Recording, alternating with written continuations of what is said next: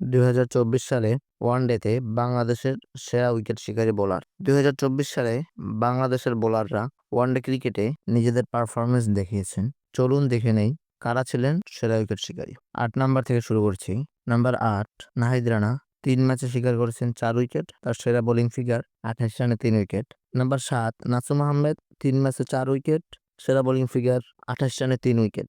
Number 6 Rishad Hossain 5 ম্যাচে 5 wicket, সেরা performance 69 রানে 2 উইকেট।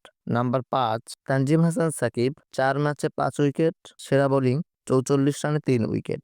নাম্বার 4 শরীফুল ইসলাম 7 ম্যাচে 7 উইকেট, তার সেরা বোলিং ফিগার 51 রানে 3 উইকেট। নাম্বার 3 মেহেদী হাসান মিরাজ 9 ম্যাচে 8 উইকেট, তার সেরা বোলিং 37 রানে 2 উইকেট। নাম্বার 2 মুস্তাফিজুর রহমান 4 ম্যাচে 10 উইকেট, সেরা বোলিং ফিগার 58 রানে 4 উইকেট, একবার 4 উইকেট শিকার করেছেন।